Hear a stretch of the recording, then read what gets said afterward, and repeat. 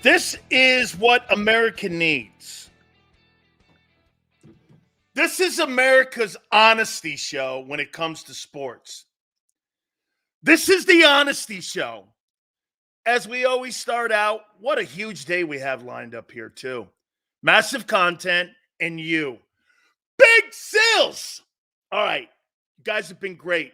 250 likes. That's our benchmark. I'd like to try for 270 today. Let's stretch that puppy up there and try to get to 270 likes. Love it. Thank you.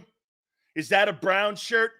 Dude, Big Sills doesn't wear brown shirt, even though I've got a full box of brown stuff because my former equipment manager sent me stuff. Are you psycho? Big Sills is this, my friend. Come on, senor. Browns. You actually, people go, oh, Sileo's a Buck fan. No, I'm not. I'm not a Buck fan. I play for the Bucks. Don't make me a fan. Holy cow.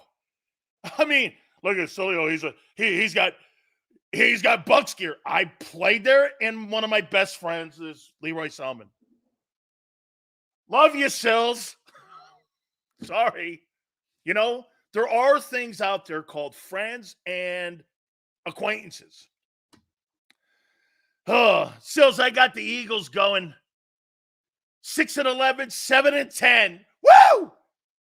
Boy, I'll tell you what, man. You tune on any show, even Xander and Big John this morning, 13-14, maybe even undefeated. Holy shit. I mean, you turn on WIP at 97.5. Holy cow.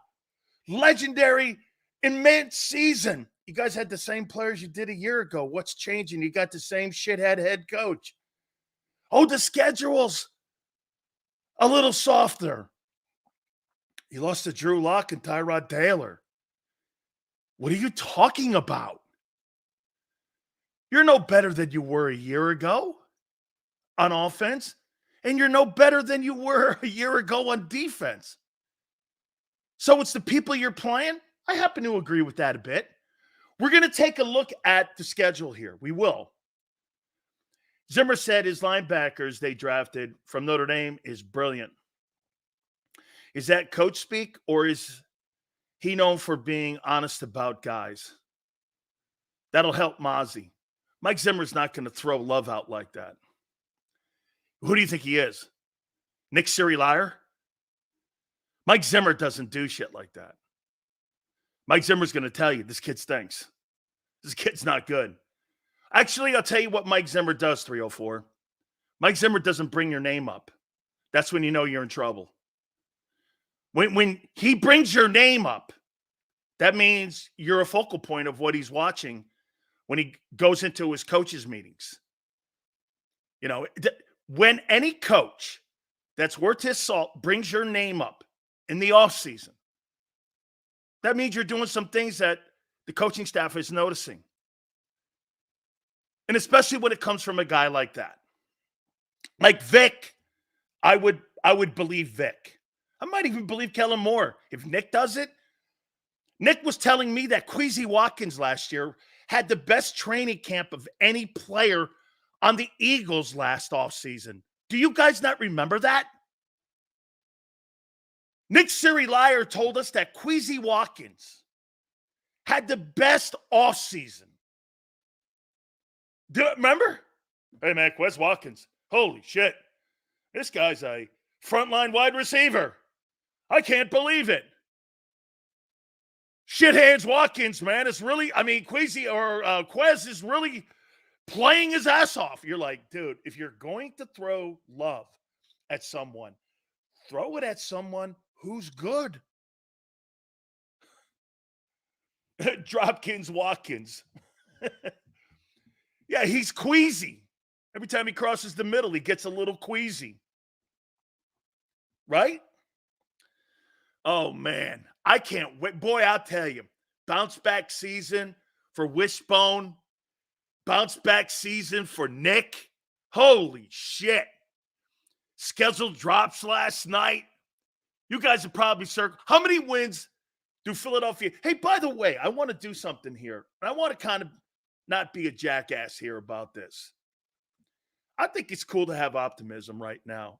You know how you are in spring training with Major League Baseball? Every team and every fan base has optimism. I don't think there's anything wrong with on May 16th having great optimism about your football team, because you see some of the schedules and you see some of your favorite teams' schedules that are the teams that they're going to play. But I can promise you it doesn't work that way. As a player, it doesn't work that way. As a fan, it does.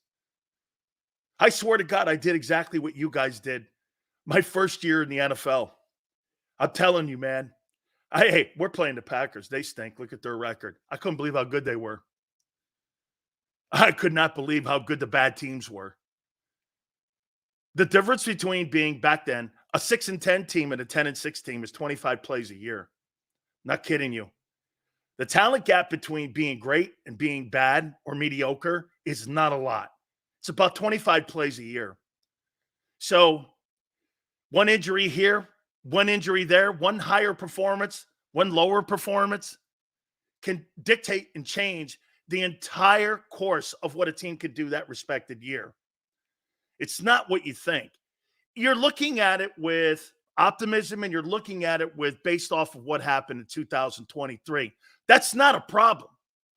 And again, you're not wrong when you have that optimism. I don't want to throw shade on that. I really don't. I'm not going to.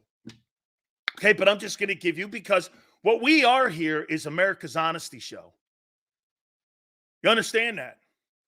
This is the only show that gives you America's honesty. This is an honesty show.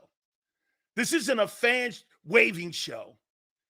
Because Big Sills is an honesty man.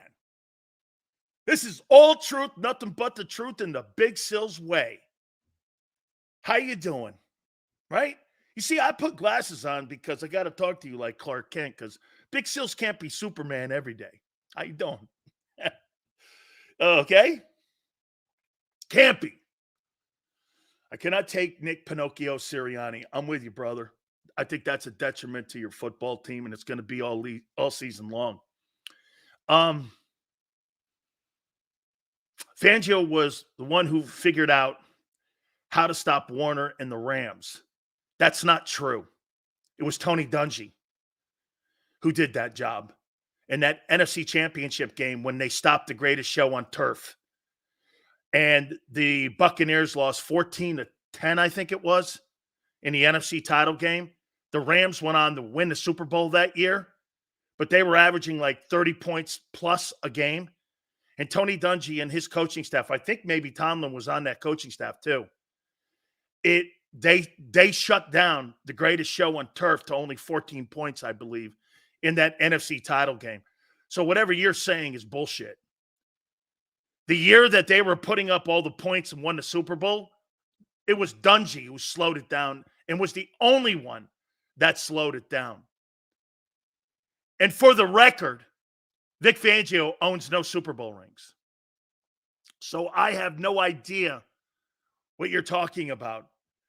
Go back. Hey, I know we have some Buck fans. JM says McMullen said it, and that's otherwise. Will somebody please do me a favor? When the Buccaneers lost to the St. Louis Rams in the NFC title game, I believe it was 14-7. And that year they were averaging 35 points. And it was Dungy, Lovie Smith. I believe, what's his name, was on that staff too. Lovie was on it. Tomlin was on it.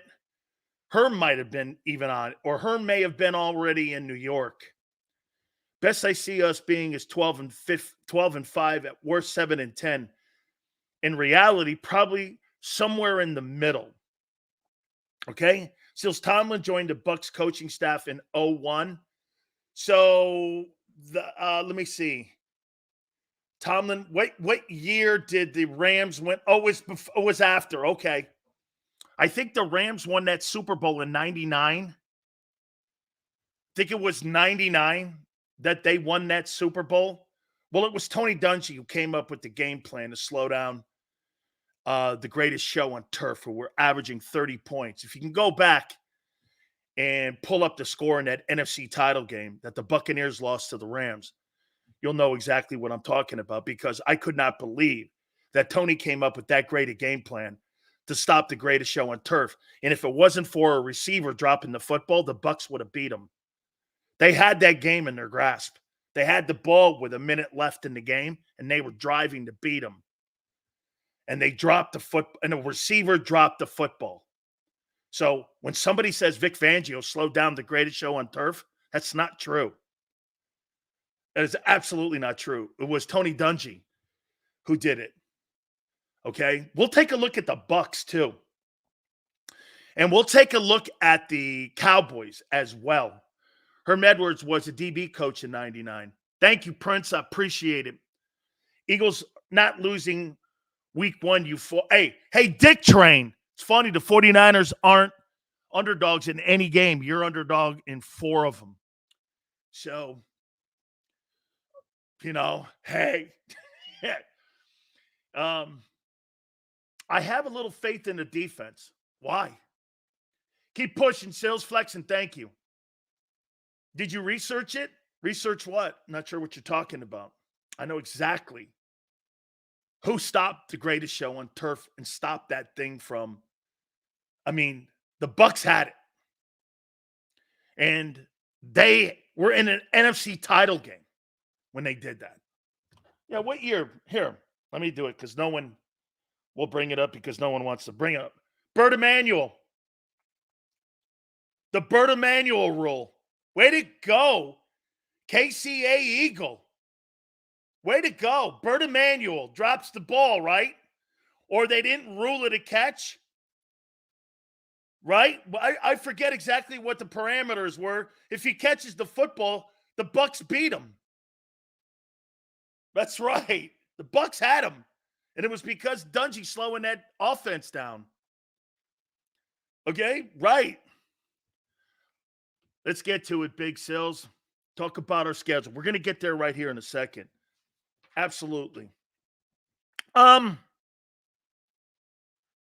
think the schedule does matter who you're playing and when. I do. I think it matters. Especially if you're a young team.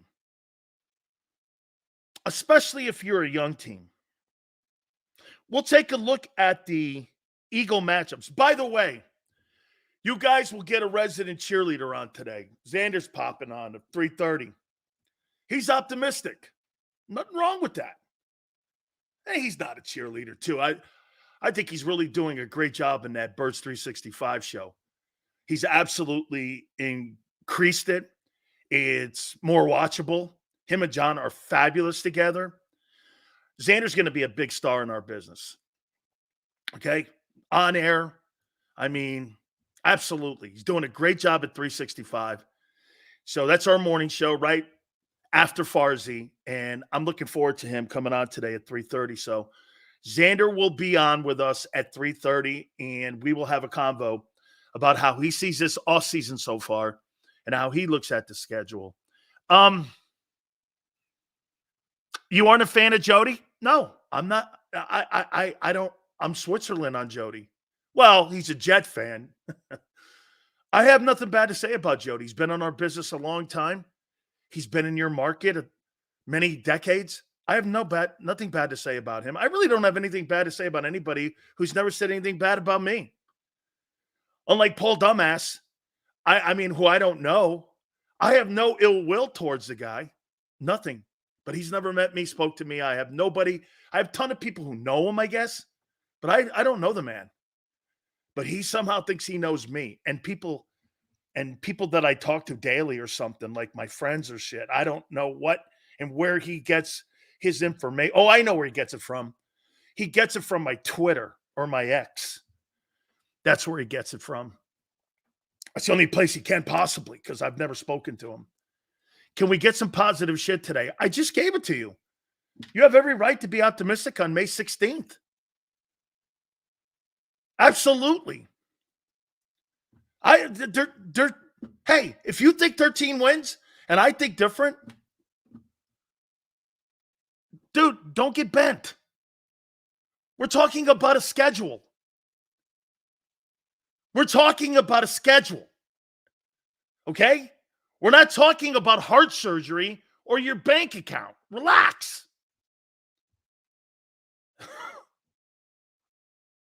Get this. All you guys that keep bringing that, let's before I get into the schedule here, let's get into the most important thing. Who cares about the number of wins? Can you win the Super Bowl? Jesus Christ, you're looking at low-hanging fruit, and you're not looking at the big picture. How many wins? You've won 25 games in 2 years. I mean, okay. Who cares? Are you going to win the Super Bowl? If you win 12 games, 13 games, are you going to win the Super Bowl? Last year, Baltimore won 13 games. Kansas City won 11. Did it matter? Ton of stuff. We're going to look at the Cowboys schedule. What else we got? My early division leaders, as we're 74 days out to the start of training camp. What else we got? Best coaches in the NFL. The best owners in the NFL. We'll go down that list. And Big Sil's games of the week with the schedule dropping last night. All right, let's get into it. And hey, by the way, before we get into the schedule here, there's no excuses for Wishbone and Nick. There's no excuses for Wishbone Hurts and Fredo Sirianni. There's no excuses. I don't want to hear one next year. Not one. I'm finished with it. And if he shuts me up, kudos. He would have put 2 years of good football on his resume. Wishbone would have put 2 years. Let me show you something before we get going. Show you how crazy this number is. In the last year, 3 years, Wishbone has the number one rushing touchdowns of anybody in the league. You know who the guys are? Wishbone, 38. Derrick Henry, 35. Austin Eckler, 30. And there's 3 tied at 29, Joe Mixon, James Conner, and Jonathan Taylor. Funny, I don't see any other quarterbacks in that list but Wishbone. I don't see anybody else. Only Wishbone. No excuses. Year of Hurts. Oh, yeah, this is Hurts season. This is Hurts season. San Francisco has a stacked team, too. Better defense, no excuses. Absolutely. Dude, they're just about ready to miss their window with some of those other players on that team. I completely agree with you. I completely agree with you. Seals, I absolutely agree. Number of wins doesn't matter. Stats like passing for 4,000 yards doesn't matter. The turnovers do. I told you yesterday, Bob, it's not so much about Jalen Hurts throwing for 30 touchdowns. It's more to the point that he had high turnovers. Everyone, welcome to the Wishbone Show. No, it's the NFL show, Junior. But thank you, Mitch. I appreciate it. Big Sills. Yeah, I know Bruce. He's been on the program a couple times. All good, man. Not sure what you're referencing there, but thanks, Chris. I think you need to go check out some of those other places. I'm not sure what you're talking about. Um, this is the last year for the 49ers window. Next year is Packers and Lions window. Jim, I like that. I do. I like that. What about Josh Allen? No, it's Wishbone. He's number one, and he's not in the top 5. It's Wishbone. He has more rushing touchdowns than Derrick Henry. Damn. All right, let's get into it. How many wins do you believe that this Philadelphia Eagle team will put up by the end of the season? I can't wait to see this. By the way, we'll do this with Xander too. How many wins do you got?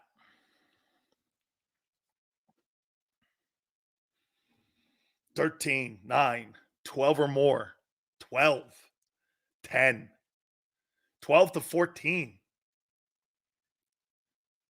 11, 14, 12. No. Okay. 8 to 9. 15, 2. Damn, Steve. Look at these numbers, man. 11 wins. NFC East. I'm still waiting for Hurts off-season surgeries because he was supposed crippled all last season. Barb, why would you do that, Barb? Barb, me too. I was expecting the guy to be on a gurney or in a walking boot somewhere, or walking on crutches at least. He was in a cast all year, or he was in a walking boot, or he was wearing a sleeve, or he was wearing, what was it, a knee brace? No surgeries in the offseason, but he had that excuse of a brace on. Talk about showman. Holy cow, man. This guy belongs in the Osbournes or the Kardashians. Hey, I'm in it. Very good, Barb. I'm in a knee brace all year, but I don't get surgery after the season. Dude, Barb, don't do that. Don't do that, Barb. I'm still waiting for the surgery that never happened. Oh, man. Talk about a bullshit artist. Where's the Reddick deal? I'm waiting for the surgery for Hurts because he was injured all year. That's what you guys said. And I'm waiting for the Reddick deal. Where is it? Hey, Sills, I hate that week 5 bye. Let's go. That's right. I do too, man. That's the first observation that I have, is that the week 5 bye is early in the year, especially with a young defense and new coordinators. I mean, I think the back end of the schedule is not that tough. I think the front end is where you're really going to have to face some things. I mean, that's a pretty deep September month that you have there. You have 4 games in September, 6, 16, 22, and 29. And here, what is the most significant thing you see about this schedule? What's the most significant thing you see about the schedule? Schedule's easy, Sean. What's the most significant thing about your schedule? I can't believe no one's brought it up.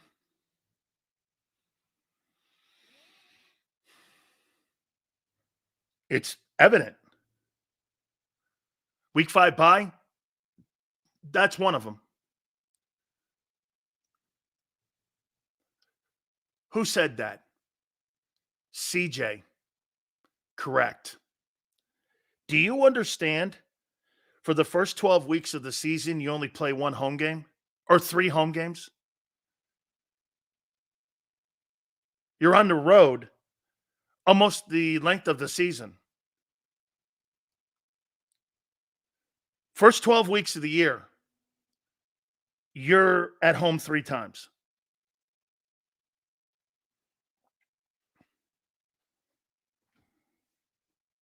You're at home 3 times.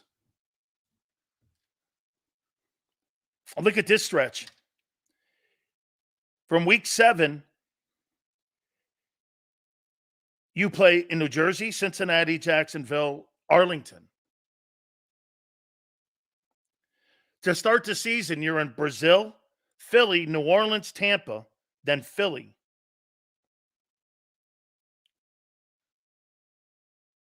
You're only home 3 times in 3 months.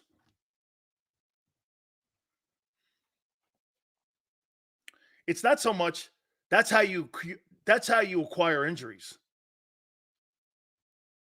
What's going to stop this football team is the fact that they're not getting a reprieve. Like, here, get this. Here's what I do like. The bye, you're at home, out of the bye against the Browns. So you're home 2 weeks there at least. I think that's what the schedulers looked at because I've never seen a team only home 3 times. I mean, 3 months, you're home 3 times. But they did give you basically another week with the bye week because you're home after Tampa in the bye, and you're home against the Browns. So you got basically 2 weeks of being home in a row there, but the rest of it is on the road. And at the back end of it, you're more home at the back end here, where you have from week 11 on, you're 1, 2, 3, 4 times, and you're only on the road 1, 2, 3, 4 times. So it's more balanced there.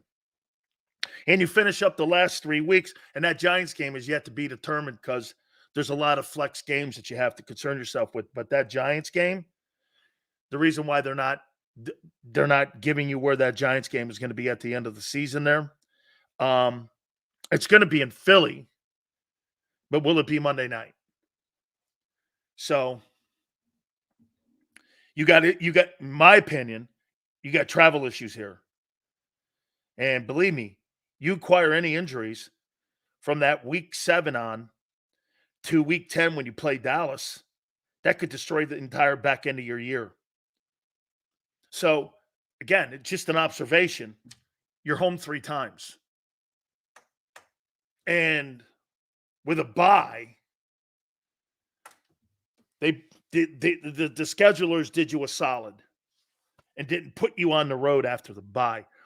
What would have been cool is if they would have put you at home for that Buck game, had a bye, and then had another game at home. That would have constituted like three weeks at home in Philly. Again, travel matters, man. When you're constantly on the road like that, you don't get treatment time. You know what people don't realize, because you wouldn't know, is that when you have to travel across the country or you have to travel like that and you get banged up, your ability to get treatment is limited. Can't get it on an airplane. You can only do so much on the road too. No air travel after week 12. Let's see. Baltimore? No. DC. That's good too. Yeah, you're right. So again, like I said though, at the beginning of the year, your first 12 games, you got 3 games at Lincoln Financial. Okay? Friday to Monday. That's also wicked. Eagles in San Francisco got some tough games this year. I think it's because of the travel. Now, check this out. You know, your underdogs against the Rams? You got Rams and Baltimore back-to-back. Let's take a look at the back-to-backers here. Packers and Falcons. That'll be interesting. Bengals and Jags. That'll be interesting. You're on the road both times there, too. Cincinnati and Jacksonville. Rams and Baltimore. You got Steelers in Washington, which you've struggled against the last 2 years for some reason. But I think the stretch of the games you're going to look at is 6, 7, and 8, and 9 and 10. Browns, Giants, Bengals, Jags, Cowboys, Commanders, Rams, and Baltimore. That stretch right there, because of the lack of home games. Think of this right here. From the Giants game in week 7 to the Baltimore game in week 13, you're home once. You're traveling to Jersey, Cincinnati, Jacksonville, Arlington, Los Angeles, and Baltimore. So the travel matters. And once again, when you're going to evaluate something like this, see, you're going to sit there and just look at the games and go, well, we'll beat them, we'll beat them, we'll beat. That's not how it works. It's just not how it works. Get this. Mr. Perez goes, we'll be fine. You weren't a year ago. Why do you give that the benefit of the doubt when you haven't done anything to rectify your defense? How are you giving that the benefit of the doubt when you haven't upgraded your defense at all? Well, we drafted him. What? That's like saying you bought a stock on the New York Stock Exchange and you're expecting yourself to be a billionaire, so you go out and buy yourself $1 million home before the thing even gets going and tries to acquire some money for you. You're assuming that stock's going to be a hit. Not even the people with the smartest minds when it comes to investing in stocks go out and buy billion-dollar homes. They wait to see how it performs. That's just a stock. Why don't you wait and see how your players that you drafted perform? You're damn right Sills was a day trader. You're damn right I was. Cooper DeJean has no, dude, I think the kid's going to be okay.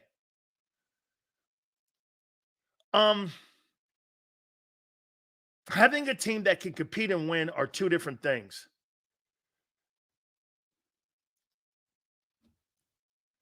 Yeah, because you're not deep in your front four or your front three. Who's your second team defensive ends? If Josh Sweat gets hurt, who are you putting down in the 3-tech? Oh, and Josh Sweat, he's second team right now, and they got him with his hand up right now on that depth chart to 34. So if Milton Williams goes down, who do you have going in for Milton Williams? Brandon Graham? That's a disaster. If Jalen Carter goes down, who do you have? Nolan Smith? That's a disaster. Jalix Hunt? That's a disaster. If Jordan Davis goes down, who? Ojamo, the 7th rounder? That's a disaster. I mean, you're an injury away on defense in your front seven from it being a complete train wreck. You're not deep. That's why when I brought up Calais Campbell yesterday, it wasn't because I think Calais could come in and play 70% of the plays. You need more bodies, in my opinion. Flexen. Okay, Flexen. You tell me, if Milton Williams goes down, who are you putting out there at defensive end? Right? At least our secondary's decent. C24, when you say your secondary's decent, who do you have starting?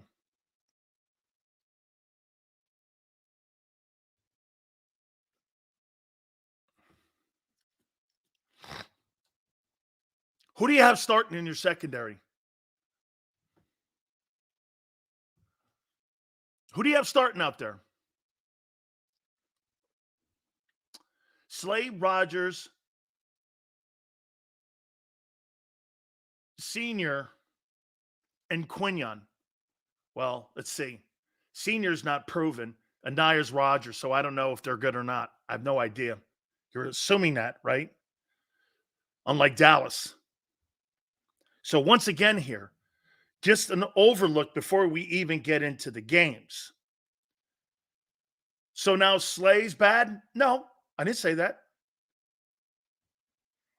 And he's going to be playing in a defense that is conducive to what Vic is going to want. Control, contain, and have him play center field like he did in 22. Absolutely. No, I think Vic Fangio is going to be actually an asset to Darius Slay. You could really see a good year from him again. And one more thing about Darius Slay. I'll say this to you. Ever since he's come over from Detroit, he's been a fabulous pro. He's been a fabulous Eagle. Yeah, well, he's been to the Pro Bowl every year. Whatever you want to say, Crowley, about Slay. And I've got my issues with some of the shit that he says too. but he's been a Pro Bowler every year he's been here. I don't think you can ask him to do anything more. I'm not going to sit here and throw a lot of roses at him, but he's been a Pro Bowler every year he's been in Philly. What more do you want from him? Flexen, what more do you want from the guy? He's been a Pro Bowler every year. Has he not? Get this. Flexen's laughing at a guy who's got 3 Pro Bowls as an Eagle. I don't know. I can't debate that. Says you don't know anything about Rodgers Sr. I know anything about the kid. Isaiah Rodgers, just that he was a good special teams guy. If Lane or Dickerson go down, the offense is done. I don't know about that. I think you're pretty deep in that O-line. It's more on the defensive side. You're not deep anywhere in your front 7. Linebackers and front 3. You have no depth at all. They didn't draft anybody either. They didn't sign really anybody. Burn that shirt. My wife or my daughter said that too. She hated the one I had on yesterday. Or the one I had on the other day. She hated it. So he doesn't suck. But don't want him on this team. And you know what? Give me Pro Bowl years. See what he does with Vic. I think Vic's going to be an advantage to him. Our D-line personnel is better, meant for 34. It surely is. We're going to get to the schedule here in a minute, okay? The center and Hurts are the big weakness on offense and the lack of tight end. I wouldn't say weaknesses. Cam's going to be a good player, JM. And I agree with Acho, the guy from Speak for Yourself. Jalen's good. He's just not good enough. I think that's what Acho and I are saying. Did you see that thing, Xander? Acho on Speak for Yourself. Finally, somebody's starting to come around and understand what I'm saying. I think Jalen Hurts is a good football player, but he's not good enough. He's just not, and I agree with, and Nacho agrees with me. He's just not good enough.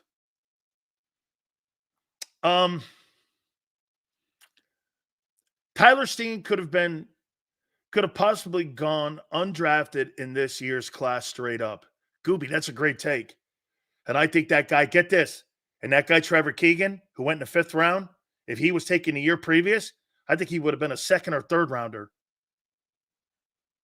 I think he would have been a 2nd or 3rd rounder.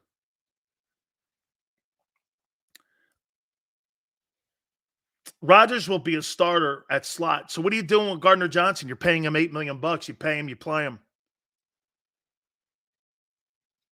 So you're going to put Isaiah Rodgers in the slot over Gardner Johnson?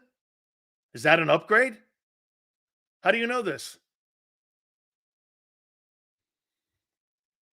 I agree. Trevor Keegan is better than Steen. I happen to think that too. Rams is always a home game. How come you're underdogs this year to them? Quignon's the slot now. Oh. I thought you guys had him earmarked already for the corner spot. Okay, let's get into the schedule here. We're going in circles here a little bit. We'll do this with Xander at 3:30 too. Week 1, Packers, Brazil, 9-6, neutral site. This is how I would look at this, okay? And how I would look at the rosters. You don't know, nor do I. Injuries, who's going to be active, who's not. We're under the assumption both teams are going to be healthy. It's kind of scary to do. So we're really looking more at rosters than we are anything else. Now, the quick look, and when you listen to shows on my network or the radio shows in Philly, first thing you get is we're superior to the Packers. No, you're not. Is your offense superior to Green Bay's? Yes, but your quarterback is not superior to Jordan Love. As a matter of fact, I would call that, at this time in Jordan Love's career, I would call that a push. But I would also say that Matt LaFleur is a better play caller than Kellen Moore.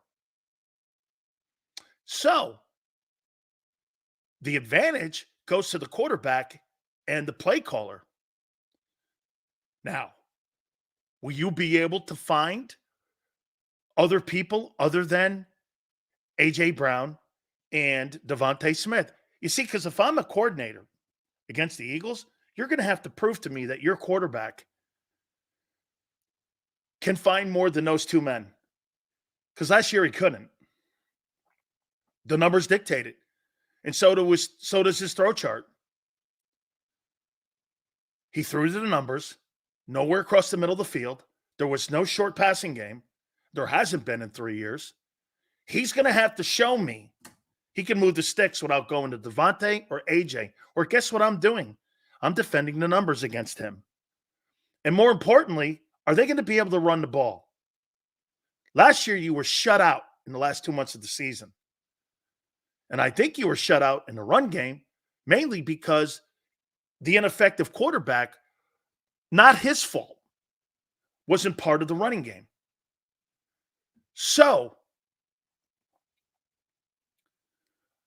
I mean, in my opinion, the big key in this Packer game is going to be sustained drives. Will the Eagles be able to put up 4 10-plus play drives? If the Eagles can put up 4 10-plus play drives, Green Bay's in trouble. Week 1, establish the run. Martin, agreed, because it'll set up the rest of the month, especially with who you have to play. It'll set up play action for the kid.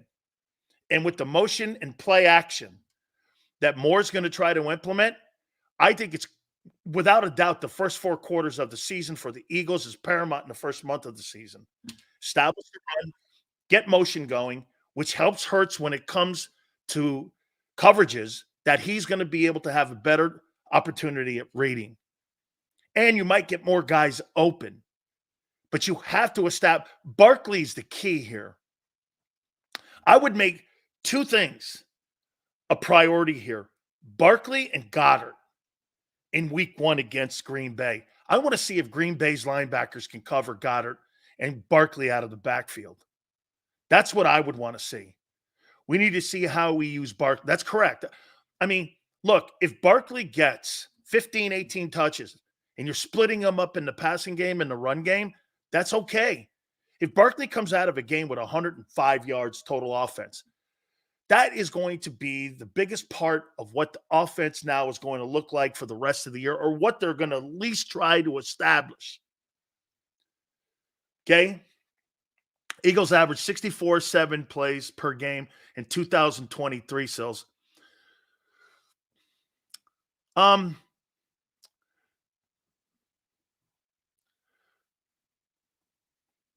That's around. But you know what they were too when you say that? When you say that, senor, 64.7 plays a game. That's really a great stat. To me, it was more about the situational play calling that Brian Johnson struggled with. You know, it's one thing to run 65 plays, but were they plays that were run in the right time? 3rd and 1, 3rd and 2, 3rd and 7. You know, how many times did we come away from a series going, why would he do that? Why not just run the ball on 3rd and 2? You've got the best O-line in football. Why not run the ball on 3rd and 2? You know what I'm saying? So I think Kellen Moore's going to have a better feel for that on short yardage.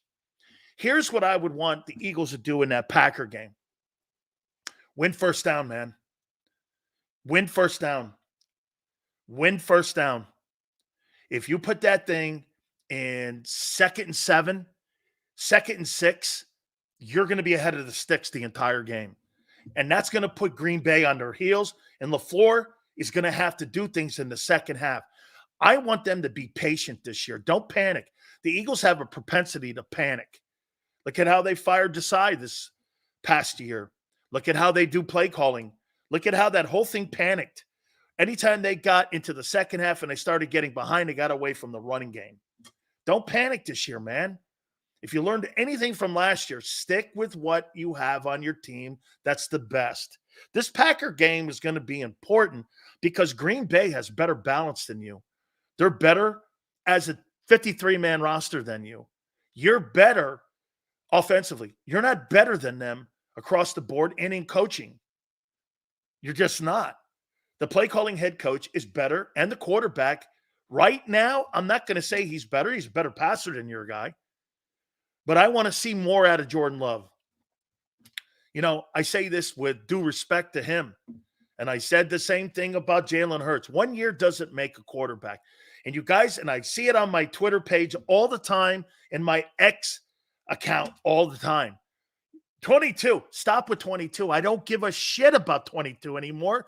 And the sooner you stop talking about 22 and talk about the present and talk about the last game he played, you're only as good as the last game you played, not what you did 21 games ago. Stop doing that. It has no relevance. Zero relevance. 22 has no relevance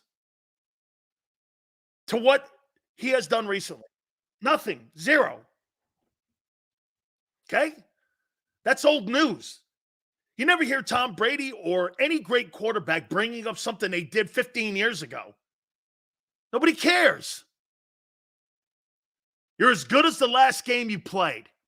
You know why? You know how I know that?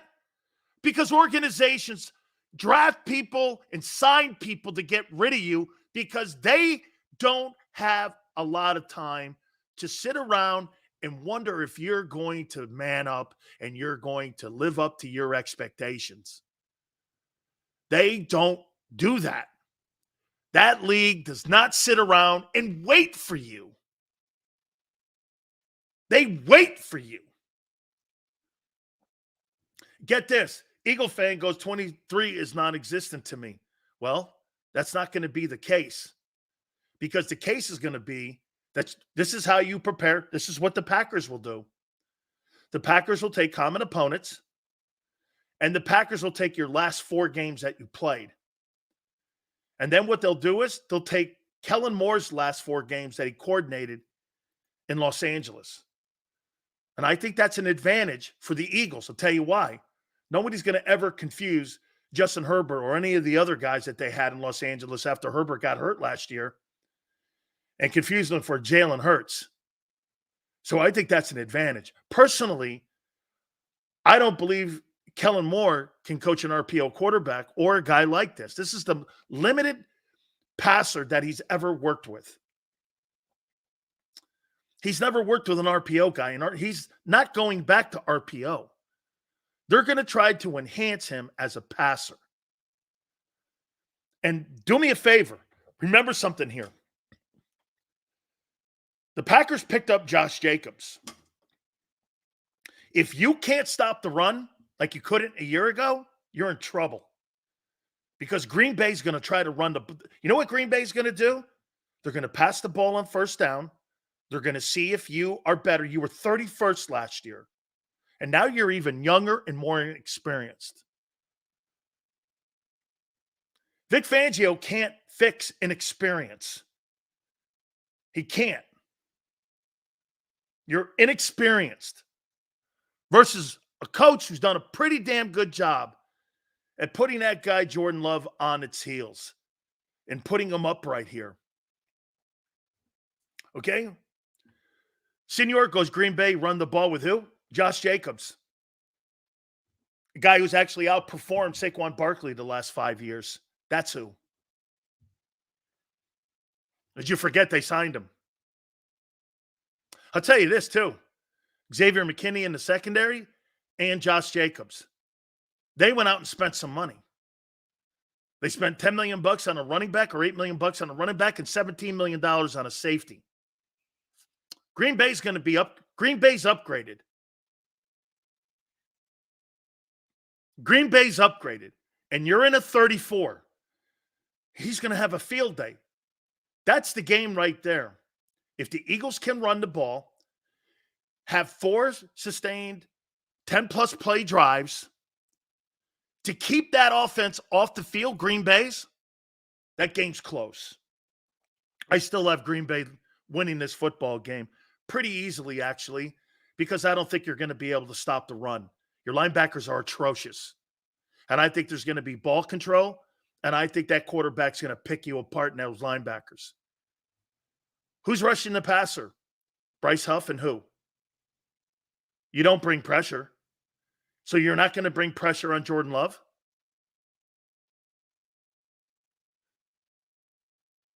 The question will come down, though.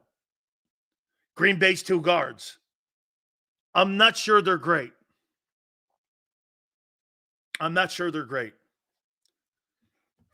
Guy goes, you're stupid, even though you gave up 147 yards rushing last year in the last 6 games of the year, and you're now in a 3-4 instead of a 43. Okay, guy. You got the worst linebacking and the smallest linebacking core in the league. How are you stopping that offense? They beat the living shit out of the Cowboys, who crushed you. Wake me up when you answer that. And I'm just saying that's what the Packers are going to do. Barkley, 962, had more rushing yards in 23 compared to Jacobs. Really? Okay. And had 903. They both were on shitty football teams. Congratulations. In the last 4 years, who's had a better career? Your boy Barkley or Jacobs? And I thought Jacobs sat out a little bit. Okay. This man doesn't know the scheme yet, but he's come to a conclusion. He's already said he's running a 34. The depth chart, I have the depth chart. It's a 34 depth chart. What are you talking about? Okay, let's move on. This Packer game Monday night, so you got a short turnaround. And traveling back from Brazil, you got the Falcons. Much improved. I don't think the Falcons have very much defense. I mean, I still think that they're weak. I think Bates has been a really good addition in their secondary. But I don't think that they are very good on defense yet. I still think they've got to add some more pieces. I think the Falcons are going to be a good football team. But to me, I think the Falcons are really going to struggle. Get this. So they're not running a 34. Whoever said that's lying. He's already said it. He said it in his press conference. He said it already in the depth chart set at a 34. He is running a 34. You can deny that all you want, kid. He is. Whose defense is better, Packers or Eagles? Oh, by far the Packers. It ain't the Eagles. They finish at the bottom of almost every single statistic. I'll take the Packers any day. Your linebacking core is horrible. You have no depth in D-line. And inexperience in the secondary. All right, let's move on. We're in Atlanta now. I think you win this game. I think Cousins is going to throw for a shitload of yards, but then again, it's Monday night. He's got a guy breathing down his neck. I think Cousins is going to have a really good year in Atlanta, but it's not going to be in week 2. So I got the Eagles winning in week 2. This Saints game is interesting. Saints are good on defense. They had a really underachieving year a year ago. I believe they were 9-8. And Derek Carr had a better year than Hurts. When you look at his numbers across the board, better completely across the board. Jalen doesn't turn the ball over in this Saints game. It's in New Orleans, too. Tough place to play. I'm going to go Eagles here, beating the Saints.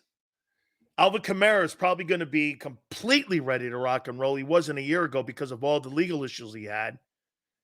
So I will go with the Eagles winning this football game. in New Orleans in a close one. Remember something. You're not that good on defense. You have to keep that constantly in your mind. You're not good there.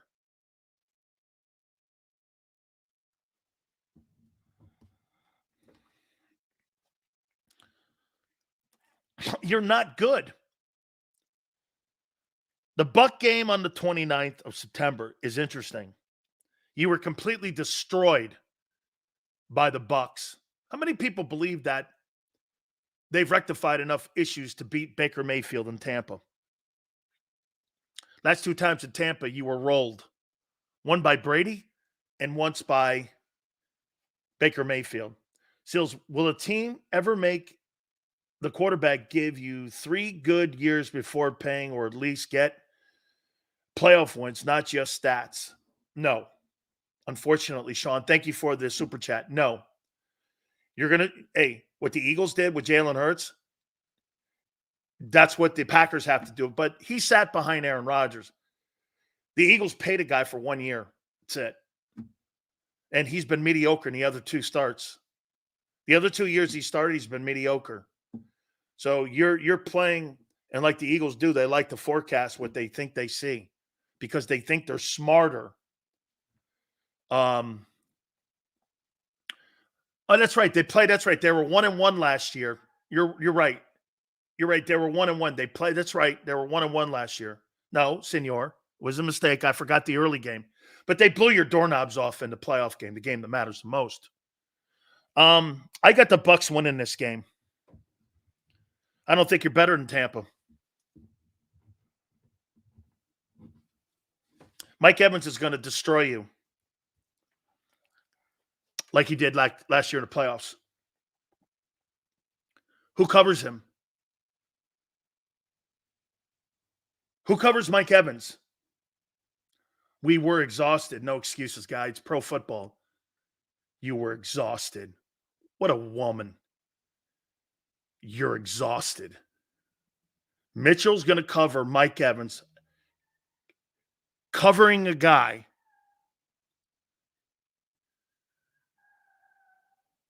You're kidding me. Mike Evans. Quentin Mitchell shutting down Mike Evans. You move into the bye at 2-2. You come out of the bye against the Browns in Philly. Nick Chubb, Amari Cooper, Judy, the tight end. If Watson doesn't turn the ball over, they handle that game and they win it. However, I'm not sold here that Deshaun Watson can play consistent enough football. Now, again, you have nobody on defense that scares me except for Carter. So, I mean, you lost to Drew Lock. Always keep that into context. And Nick, Watson played injured last year, but I'm tired of the excuses too. I am. I'm tired of the excuses with him. He's got to win. I think the Eagles win this game. And I think they run their record to 3-2.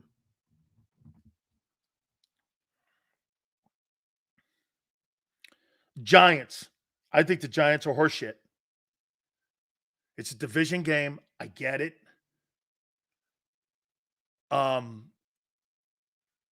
just don't see anything that the New York Giants have to offer. Plus, it's in New Jersey. Barkley goes home for Game 7. 4-2.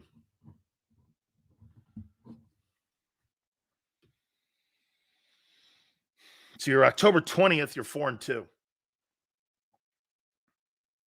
JM's right. The Browns defense. That's going to be the issue. Will they be see what Jim Schwartz is going to do? Boy, that Browns game. Jim Schwartz is coaching against Kellen Moore, Nick Sirianni. That's scary. I'm still going to go Eagles against the Browns. You're 3-2 after that. Now 4-2 with the Giants. Week 8, you're losing. You're 4-3. You're not beating Joe Burrow. Now, Joe Burrow has to be on that field for that to happen. Jake Browning's not going to beat Philly, I don't think. But their defense is better. Their offensive skilled people matches yours. And their coach is a head calling play coach who's better than anything you have. So, Bengals win that. Sunday Night Football in Jacksonville. I have the Jags winning this game. I think the Jags at home win this game. I think Jacksonville has done a lot. They're bigger. They're faster this year. They're better on defense. They're not on the road. It's a Sunday night game. I think Doug wins this game. Eagles go to 4-4 on the season.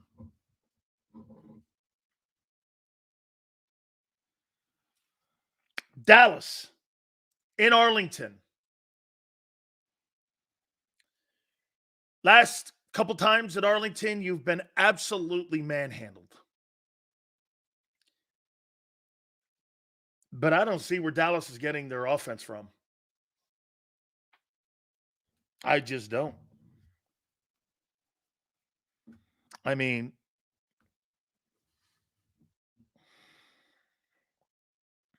I don't. I think you go into Dallas for the first time, and I think they win. Eagles. 5-4. Sills, Schwartz and Gannon blitz more after leaving Howie in the analytics, and that's why their defenses are better, and that's why they've beaten the Eagles. Absolutely, Sean. That's why they've beaten Philly. I got Dallas losing this game. Eagles are 5-4. Week 11 in Philly. Commanders. And a very close one. I believe the Commanders lose this game. Philly wins it. They're 6-4. You move to Los Angeles in week 12. Your underdogs, as the opening odds are as of today. Okay? And it's Sunday Night Football.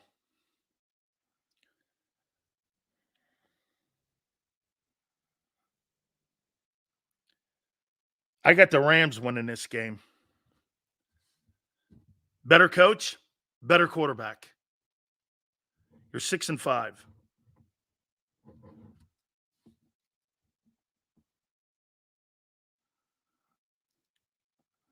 Week 13. Baltimore. You're losing this game. In Baltimore, you're 6-6.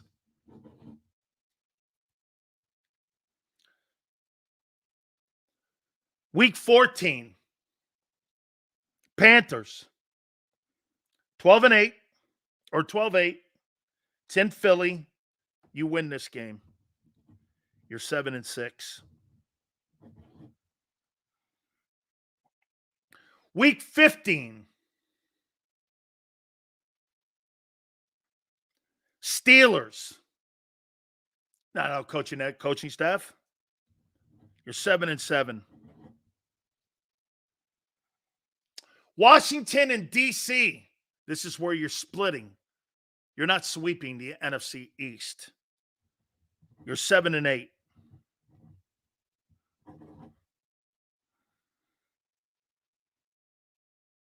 Dallas. I think you're sweeping Dallas. You're 8-8. Then the last game of the year against the Giants, I got 9-8.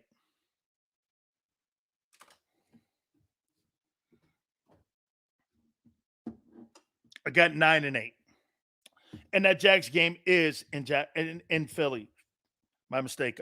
I got it written down here. My mistake. You think we lose to Washed Russ? Why? You lost last year to who'd you lose to last year? Tyrod Taylor, the guy in Seattle, Kyler Murray. I mean, dude, you're making it sound like you've made upgrades. I'm sorry. You haven't. You haven't addressed shit on that side. You've dressed it with potential. Nothing more. Stop talking like you know what you're saying. You can't put a price tag on experience. You're younger in the secondary, correct? You're less experienced. You've got new coordinators. You've got an entirely new scheme. What are you talking about? My problem with the Eagles has nothing to do with offense. It does a little because what was your excuse last year? You had the same personnel basically that you're putting on the field this year, and you still shit the bed. How are you saying this? Okay, you have the same people, theoretically, same people and lesser pass rushers. How are you saying this? How? Where are you getting that from? Listen, I get it. I heard Xander and everybody talking. They're looking at 12-5. I'm like, where have you significantly improved your team this year? Offensively? Okay. So let me say this to you. So you really think these new coordinators, this is going to be seamless in a transition? Do you really believe that?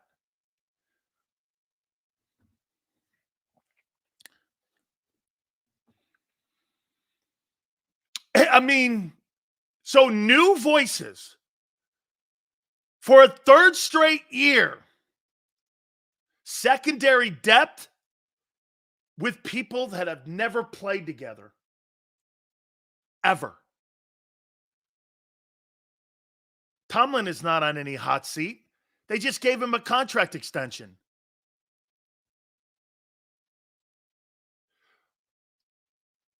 Okay. We had 7 injuries in the secondary. I don't remember Slay and Bradbury missing too many games.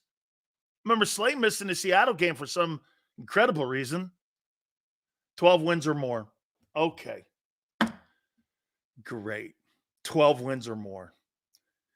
And we'll go back to the number one question one more time. Do you have a Super Bowl team? And the answer is no. This fan base celebrates mediocrity and culture killer. Gooby, it's mind-numbing how you could sit here on May 16th. Again, I mean, all good. You think 12 wins? 11 wins? Not that it mattered. You've won 25 in the last 2 years, and it didn't matter. And you got the same shitty head coach. And you've got the same front office meddling. You've got the same culture. You see, you got to remember something. Your culture is not your coaching staff or your players for that matter. Your culture is the front office because it's been intact for 20 years. 12-14 wins. Okay. Are you better than San Francisco? Absolutely not. Absolutely not. I don't think you're better than Green Bay and Detroit. I don't. You know why? Because the head coaches and the quarterbacks are better than your guy. That's why. Our safety, we're all hurt. Welcome to the NFL, son. Making excuses for injuries. Making excuses for shitty, bad play. Coaches were okay, wait. So here's the excuses for your meltdown. If you listen to people in here right now, you know what it is? Bad coaching, and we were hurt. Well, you won 11 games. Everyone got raises. It's not a very hard schedule. We should win games. Yeah, I think you should win between 10 and 11 games. I got 9 and 8. That's the floor. Henry, I don't think 11 wins is out of the realm of possibilities. If things bounce right, they could win 11 games. Between 9 and 11, things roll right. Yeah. So Joseph goes, Sirianni's not our head coach. Why is he in the building?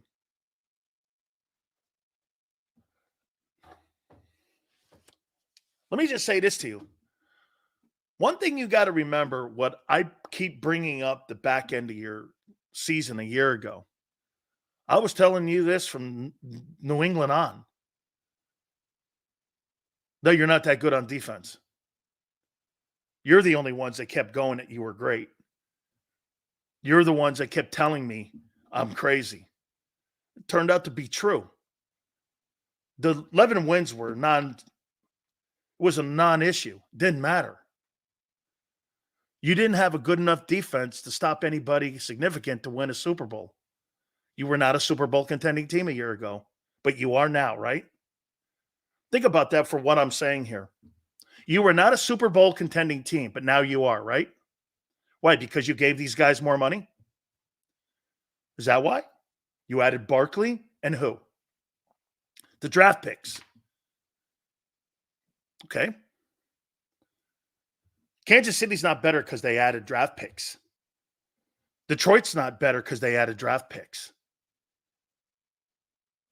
Cincinnati's not better because they added draft picks. None of those teams are better because they added players. They're better because they got better quarterbacks. That's why they're better. Again, this is just an opinion. By the way, 9 and 8, 11 wins. 11 and 6. Sure. Okay. You're in that room somewhere. Potentially. Same argument can be made against Philly. You also make for other teams we play. Correct.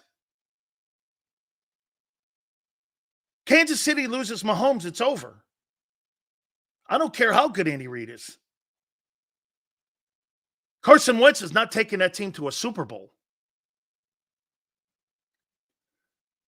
They had the worst defense last year and won 11 games with the toughest schedule. Interesting.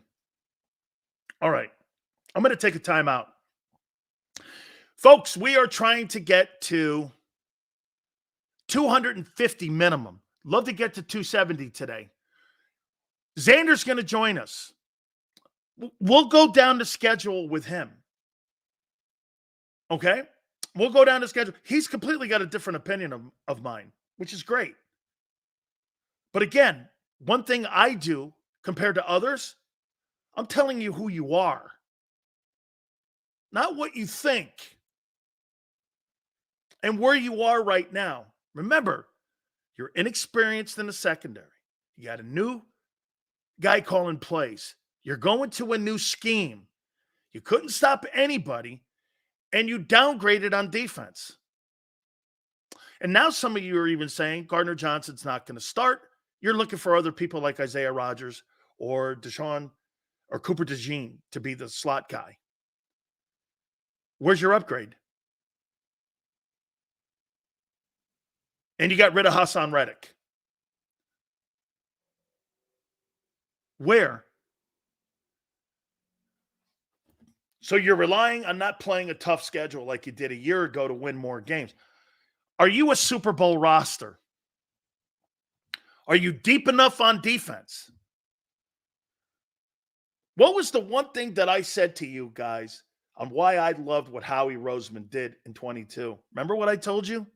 You have a roster. Remember what I was saying? Xander was producing then. I said, I don't know if you have the best roster in the NFL, but you know what I think you do have? The deepest. And this thing's about the war of attrition.